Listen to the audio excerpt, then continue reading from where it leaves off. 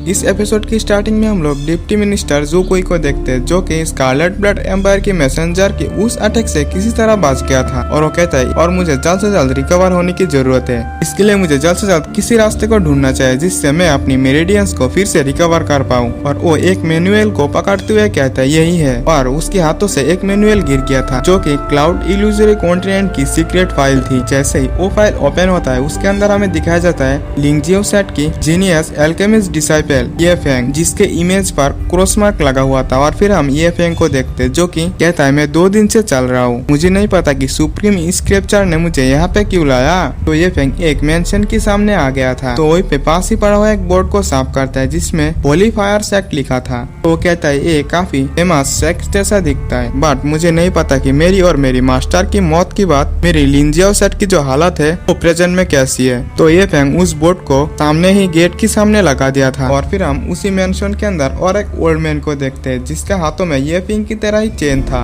उसे भी इसके बारे में महसूस हो गया था। और फिर से हम ये फेंग को देखते हैं तो कहता है अब अच्छा लग रहा है होली फायर सेक्ट। तो उस सेट के अंदर हम 2 पर्सन्स को देखते हैं जो कि टेजर्स के लिए यहाँ पे आया था, लेकिन वो लोग यहाँ पे आए लोगों को मार के उनके टेजर लूट रहा था। तो ये फेंग भी वहीं पे आ गया था और वो कहता है सभी टेजर्स को पीछे छोड़ दो और मैं तुम्हें जाने दूंगा। तो उनमें से एक मेंबर कहता है चलो हम लोग रूल के हिसाब से 80% और 20% करके टेजर्स को डिवाइड कर लेते हैं। तो ये फेंग अपनी स्वॉर्ड को निकालते हुए कहता है मैं तुम लोगों की तरह नहीं हूँ, मैं किसी रूल्स को फॉलो करना नहीं चाहता। तो वो दोनों ही ये फेंग के ऊपर अटैक कर दिया था, लेकिन ये फेंग उन दोनों को बड़े ही आसानी से हराते हुए आगे की ओर जाने लगा था। तो ये फेंग की पैर एक फॉर्मेशन के ऊपर पड़ गया था और वो कहते हैं नहीं रुको, ये तो एक कार्व डाउ प्लेट की तरह लग रहा है। और फिर उसकी नजर सामने रखे एक स्टैचू के ऊपर पड़ता है। तो वो कहता है इसकी स्पिरिचुअल एनर्जी पूरी तरीके से खत्म हो चुकी है और इसकी यहीं पे डेथ हो गया। तो वहाँ की जो बाकी स्टैचू था वो एनर्जी अटैक करने लगा था। तो ये फेंग उस अटैक को डॉज करते हुए कहता है ये तो मेरी ब्रेक थ्रू की टाइम जैसा हुआ था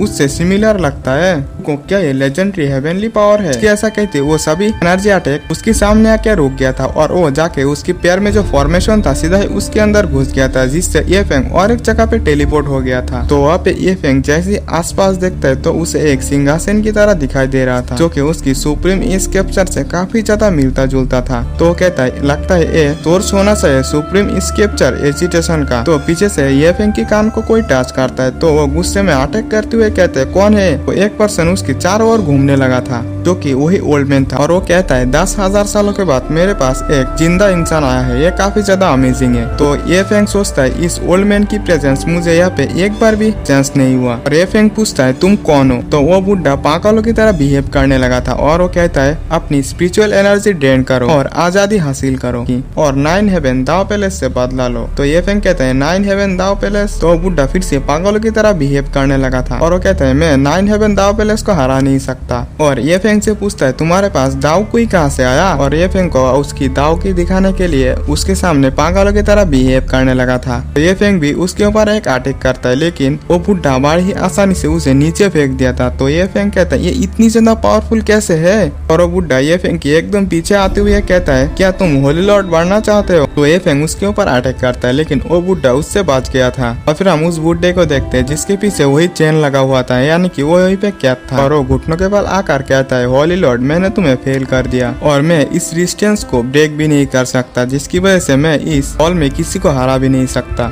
और मुझे फायर टोकन को इनहेरिट करने के लिए अभी भी एक अच्छा पर्सन नहीं मिला। तो ये फेंग पूछता है तुम्हारा इस पैलेस से क्या कनेक्शन है और तुम इन चेन्स को तोड़ क्यों नहीं देते? तो वो एकदम से ये फेंग के सामने आ गया था और वो कहता है तुम इन चेन्स को देख सकते हो, इसमें कोई शक नहीं है कि तुम्हारे पास भी इससे और भी मोटी चेन है। तो ये फेंग कहता है ये कब अपीयर हुआ?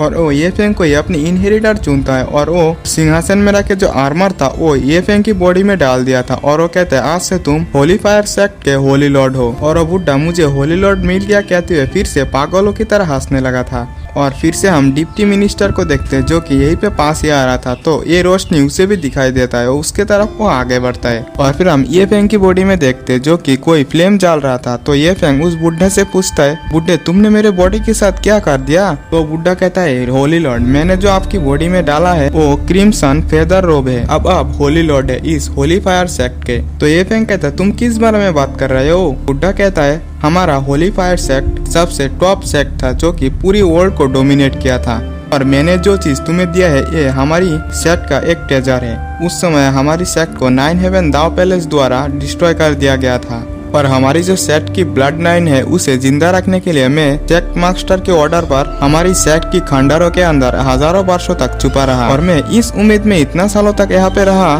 ताकि कोई आके हमारी होली सेट की इस चीज को इनहेरिट करें। अब क्रिम्सन फेदर रोप आपको सौंप दिया गया है, इस वजह से आप हमारी सेट की होली लॉर्ड है। तो ये फैंग कहता है मैं 9 हेवन दाव पैलेस को जिंदा नहीं छोड़ सकता, लेकिन मैं होली लॉर्ड बनना नहीं चाहता। तो बुद्धा कहता है जब से तुमने इस ट्रेजर को लिया है तब से तुम हमारी होली लॉर्ड है, तुम मानो या ना मानो, और तुम इसे टाल भी नहीं सकते। और जब बात आती है हमारे पीछे की चेन की, इसे हेवनली चेन कहा जाता है। खैर जो भी हो, ज्यादा फायर पावर नहीं बचाए आपकी क्रिम्सन फेदर रोप में, तो इसे सोच समझकर ही इस्तेमाल करना। और जहाँ तक मेरी बात है, मैं तुम्हारे लिए इन जंजीरों को तो तोड़ ही दूंगा और जब ये चेन ही डिस्ट्रॉय हो जाएंगे तब आप डिवाइन रियलम तक ब्रेक थ्रू कर पाएंगे। तो ये फैंग कहता है तुम फिर से पागल हो चुके हो क्या? जहाँ तक इन चेन्स की बात है तो मैं इसे खुद तोड़ दूंगी, इससे तुम मर भी सकते हो। तो बुढ़ा कहता है मेरी जिंदगी पहले ही गुजर चुकी है, मेरी डेस्टिनी तो पहले से ही लिखा हुआ है और मैं आगे और कुछ नहीं कर सकता, लेकिन होली लॉर्ड मैं आपके लिए इतना तो कर ही सकता हूँ। तो वो बुढ़ा अपनी पावर से उस चेन को तोड़ने लगा था। फाइनली वो चेन भी टूट गया था और वो कहता है होली लॉर्ड मैं आपकी साथ अब दे सकता हूँ। ये फैंग से कहता है होली लॉर्ड आपको बदला लेने के लिए 9 हेवन दाव पैलेस जरूर से जाना चाहिए। और उसकी बॉडी वहीं पे डिस्ट्रॉय हो गया था, यानी कि वो वहीं पे मर चुका था